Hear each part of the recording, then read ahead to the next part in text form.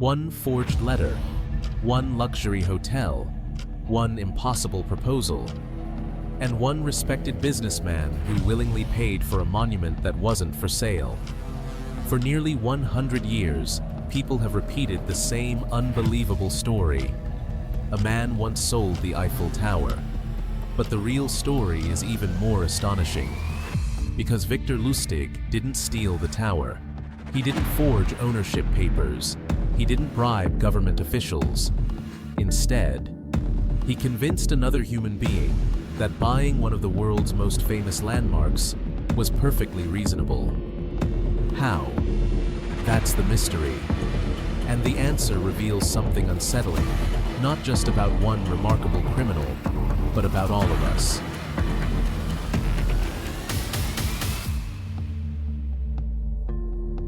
Paris. Spring 1925. One of the most recognizable monuments on Earth rises above the city, just as it has for decades. Millions admire it. Photographers capture it. Tourists travel across continents to see it. And somewhere nearby, a man is preparing to sell it. Not a souvenir, not a model, the actual Eiffel Tower, to a private buyer, without the French government knowing anything about it. It sounds impossible. Yet, according to the strongest historical evidence, a respected businessman willingly paid for that privilege. He believed he had secured the contract of a lifetime. Instead, he had become the victim of one of history's greatest confidence tricks. But here's the question that matters. Not, how did someone sell the Eiffel Tower? The real question is, how did someone make another intelligent person believe it could be sold at all? History is full of remarkable crimes, bank robberies, art thefts, political conspiracies. Very few continue to fascinate people a century later. Welcome to Whispered Truths. Today, we're investigating one of the most unbelievable frauds ever recorded. A story so extraordinary that it has blurred the line between history and legend. Who was Victor Lustig? How did he persuade successful businessmen to believe the impossible? And why does his greatest deception feel more relevant today than ever before? To answer those questions, we have to begin long before the Eiffel Tower entered the story. Because great confidence tricks are never born in a single moment. They're built, one carefully planned illusion at a time. To understand why the Eiffel Tower scam worked, to understand Europe in the years after the First World War. The war had ended only a few years earlier. Its destruction was visible everywhere. Entire towns had disappeared. Governments carried enormous debt. Millions of lives had been permanently altered. Although peace had returned, uncertainty remained. Across Europe, economies struggled to recover. Governments searched for revenue. Industries reorganized. Old certainties disappeared almost as quickly as the empires that had once dominated the continent. France, despite emerging on the victorious side of the conflict, faced immense financial pressure. Rebuilding a nation was expensive. Maintaining national monuments was expensive. Everything had become expensive. Among the many issues discussed in newspapers during the early 1920s was the ongoing cost of maintaining one remarkable structure, the Eiffel Tower. Originally constructed for the 1889 Exposition Universelle, the tower had not always been universally admired. Many influential artists and writers had once condemned it as an industrial eyesore. Its future had even been uncertain during its early years. By the 1920s, however, it had become one of France's defining landmarks. Yet admiration did not eliminate practical problems. The tower required constant maintenance, painting, repairs, engineering inspections. These costs occasionally became topics of public discussion, and that mattered, because history shows that the most effective lies rarely begin as complete fabrications. They begin with recognizable truths. Someone was paying attention, not an engineer, not a politician, a confidence artist. His name was Victor Lustig, or at least, that was one of them. Historical records identify Victor Lustig as an international confidence artist, born around 1890 in what was then part of the Austro-Hungarian Empire. Much about his early life remains uncertain. Several biographies offer differing details about his upbringing, education, and family. What historians broadly agree upon is something more important. Long before he became famous, Lustig had mastered reinvention. He spoke multiple languages. He dressed impeccably. He moved comfortably through the hotels, cafes, and railway stations of Europe. He adopted titles, invented backgrounds, created new identities whenever opportunity demanded them. Unlike many criminals of his era, Lustig did not rely on violence.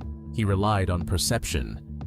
He understood something that modern psychologists would later describe with remarkable precision. People rarely judge reality directly. Instead, they judge the signals surrounding it: a tailored suit, perfect manners, an expensive hotel, official paperwork, institutional titles. Individually, these details prove almost nothing. Together, they create trust. Victor Lustig didn't simply tell convincing stories. He built convincing worlds. By 1925, Victor Lustig possessed something few confidence artists ever achieve. He had patience. He wasn't searching for victims. He was searching for the right story. Then, newspapers handed him one. Public discussions surrounding the expense of maintaining the Eiffel Tower were entirely real. The French government had not decided to sell it. No serious plan existed to dismantle the monument. That enduring claim is one of the greatest myths surrounding this case. But the maintenance debate? That was genuine. And Lustig recognized an extraordinary possibility. If enough of the story was already true, perhaps only one final lie was needed. One lie, large enough to change history. Every extraordinary crime begins with an ordinary moment. For Victor Lustig, that moment was not a daring escape or an elaborate forgery. It was a newspaper article, an article that thousands of Parisians likely read over breakfast and forgot by lunchtime. Lustig did neither. He studied it.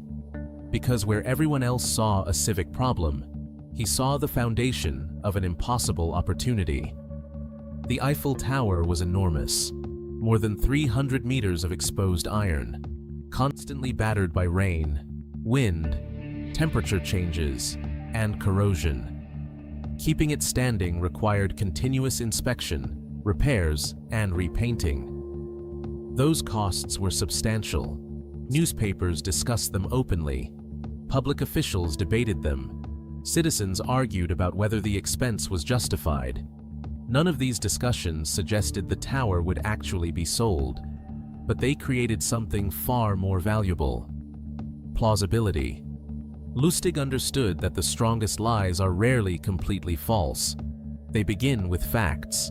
Then they quietly cross the boundary into fiction.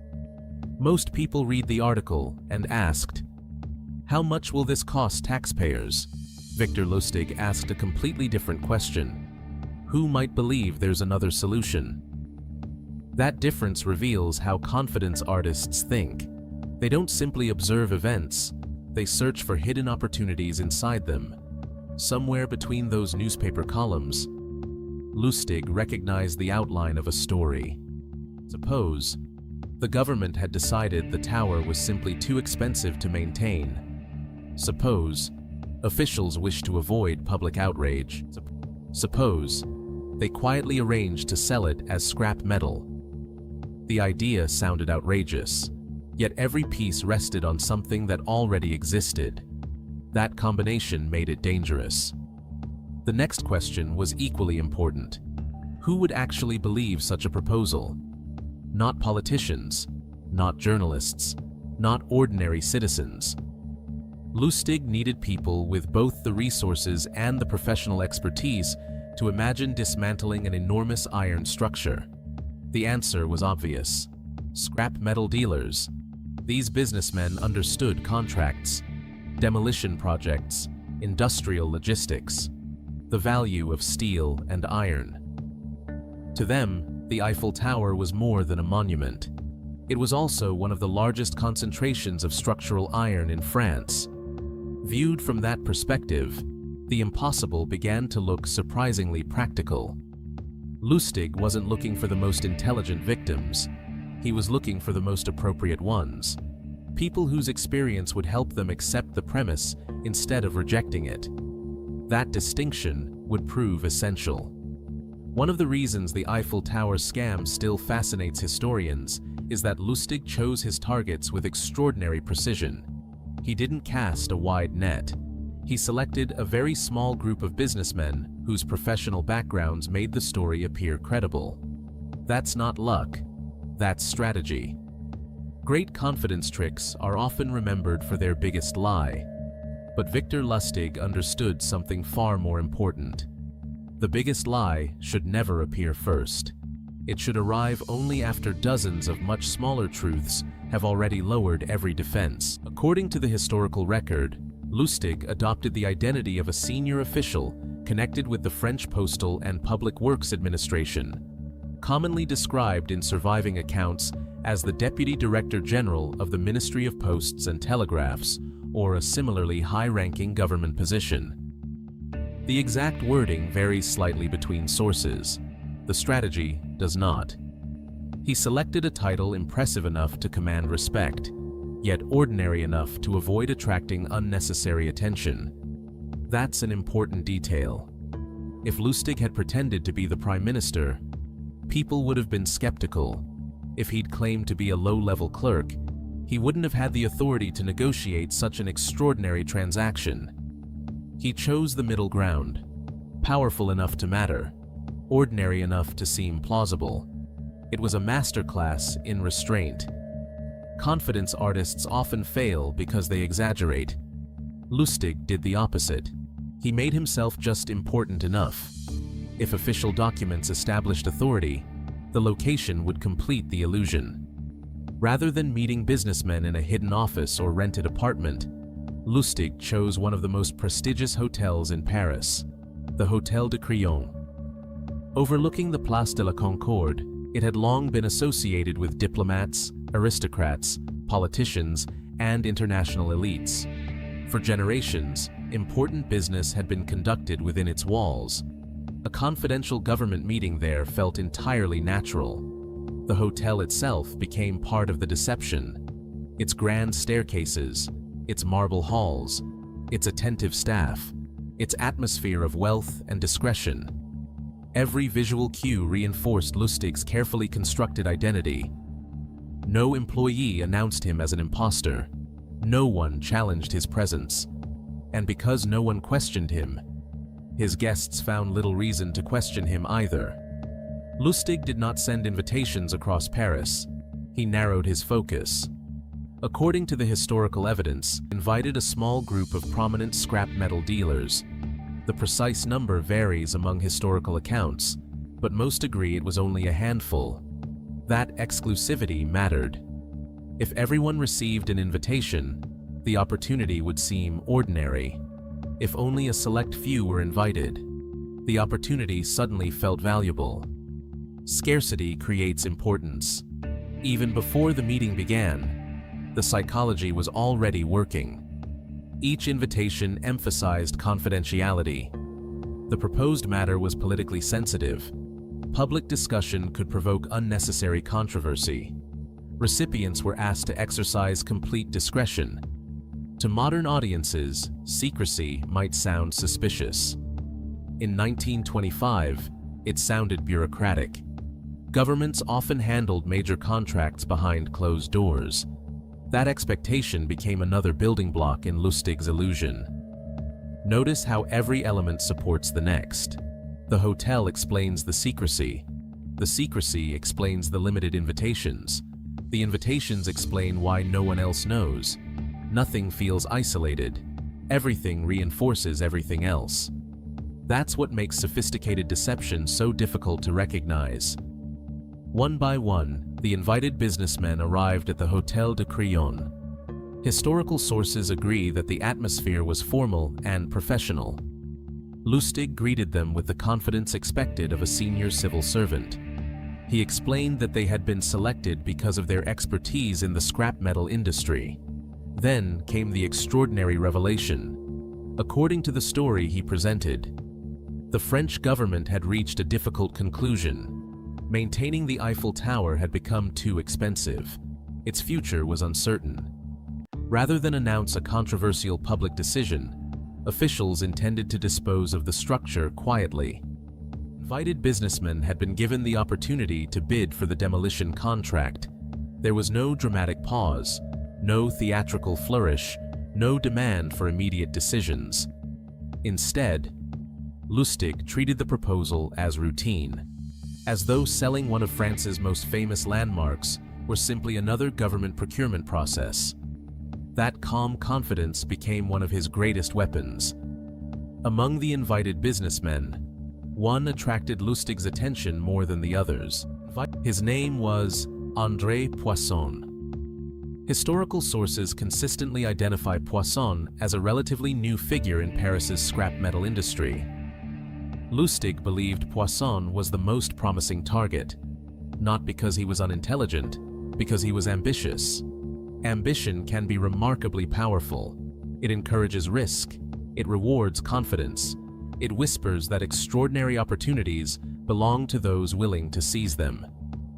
Lustig had spent his career searching for exactly that combination. And now, sitting inside one of Paris's most elegant hotels, he believed he had finally found it. The first meeting ended without contracts, without money changing hands, without anyone realizing they had just stepped into history. The performance was only beginning, because Victor Lustig understood something every great illusionist knows. The audience must never feel rushed. First, they must be allowed to believe the story. Only then will they believe the impossible. According to the historical record, Lustig arranged for the invited businessmen to inspect the Eiffel Tower, not as tourists, but as prospective contractors. The visit transformed the monument. For years, these men had looked at the tower as citizens. Now they were encouraged to see it differently, as inventory, as iron, as a business opportunity. This is one of the most remarkable aspects of the entire operation. Lustig never tried to convince his targets that the Eiffel Tower was something it wasn't. He simply encouraged them to see something they had never considered before. The monument became a demolition project. The symbol became a contract. The impossible became imaginable.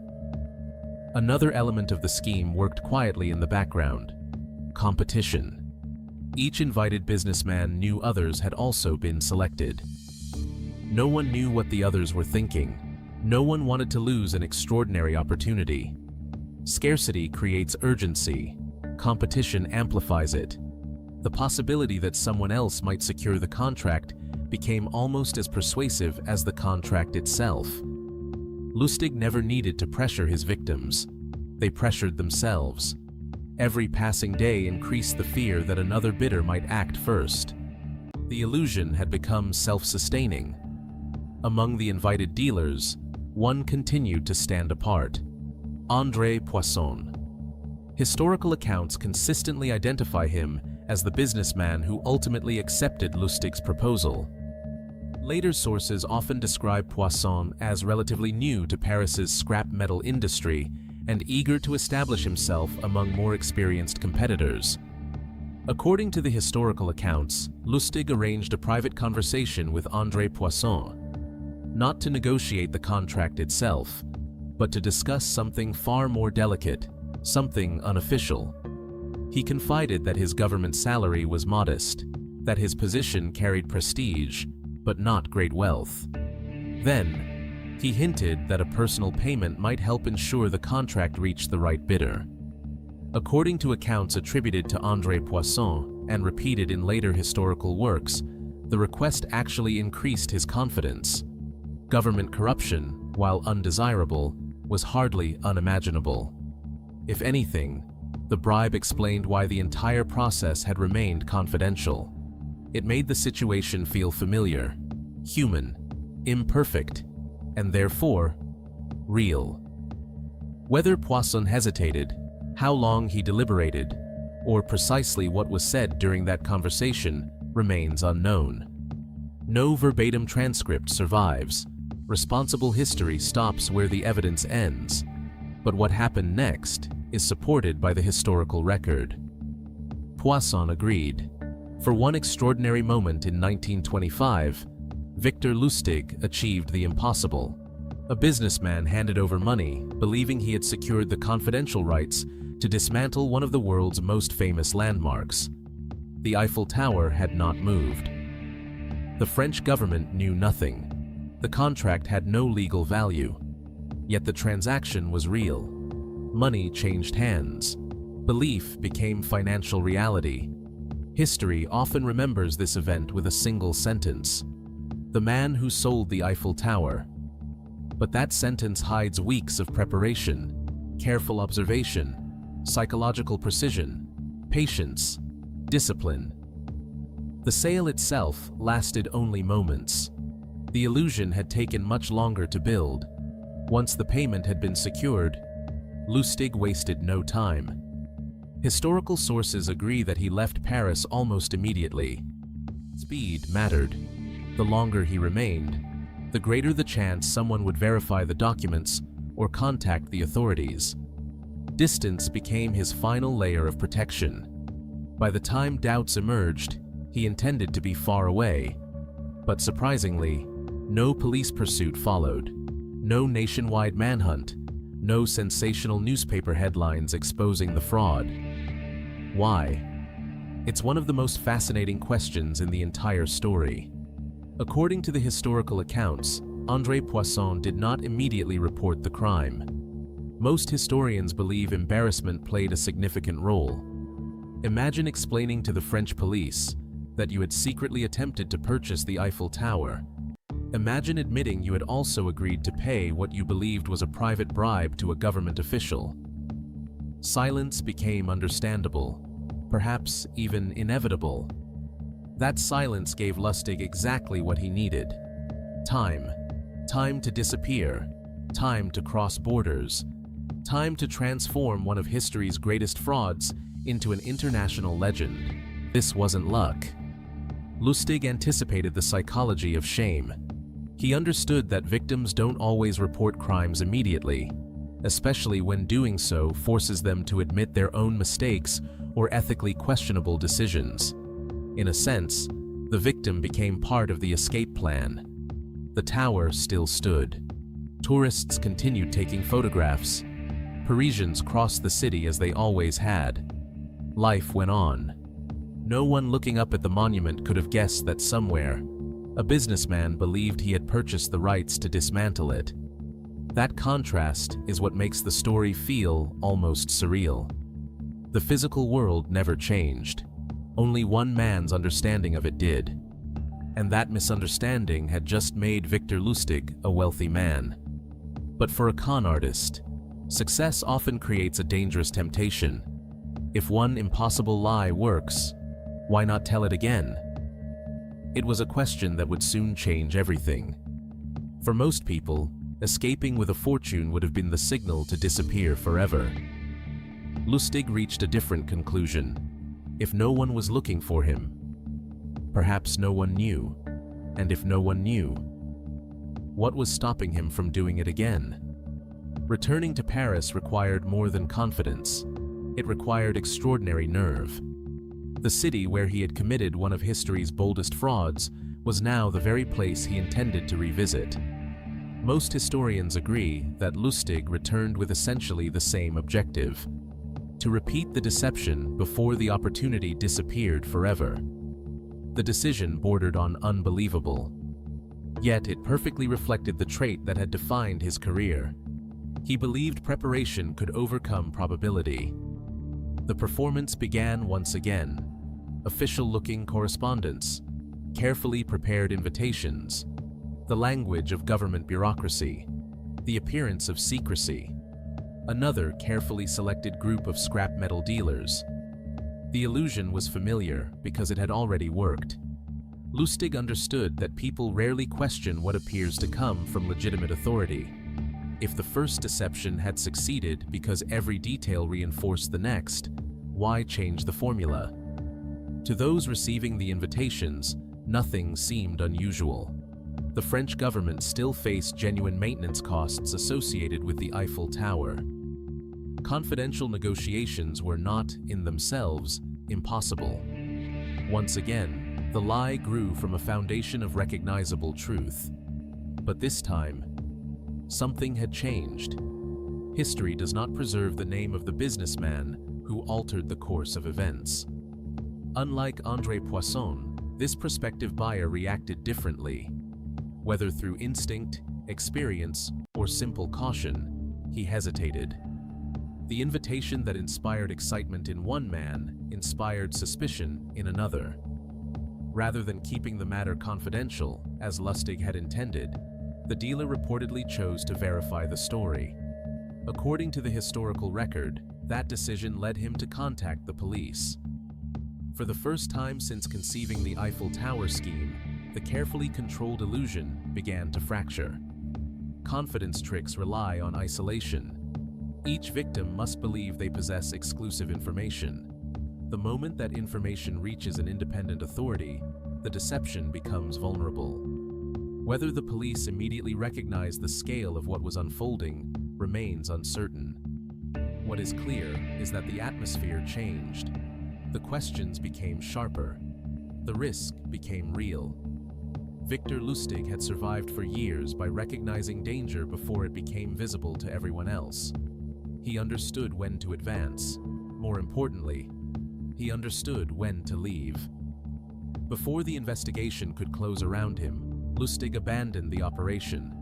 No dramatic confrontation followed. No public arrest beneath the Eiffel Tower. No courtroom spectacle in Paris. Instead, he disappeared once again. By the time authorities were prepared to act, the man they sought was already beyond their reach. The legend would later simplify these events into a single unforgettable phrase: the man who sold the Eiffel Tower twice. It is an extraordinary headline, but the historical record tells a more nuanced story. The evidence strongly supports one completed fraud. It also supports a second attempt, an audacious effort to repeat the deception before the first had even become public. That second operation unraveled before reaching the same conclusion. In many ways, its failure is just as revealing as the original success. It showed that even the most carefully constructed illusion depended on something beyond forged documents or convincing performances. It depended on the decisions of ordinary people. One man's embarrassment had protected Lustig. Another man's skepticism forced him to flee. Just when you think the story is over, it actually gets even more unbelievable. Selling the Eiffel Tower should have been the greatest con of Victor Lustig's life. It should have been the crime that forced him into hiding forever. Instead, it was only the beginning. After escaping Europe, Lustig crossed the Atlantic to America, a nation overflowing with money, ambition, and opportunity. There, he reinvented himself once again. If you want to see that next chapter, make sure you subscribe to Whispered Truths and let me know in the comments, Part 2. Because Victor Lustig's greatest scam may have been selling the Eiffel Tower, but his most dangerous years were still ahead.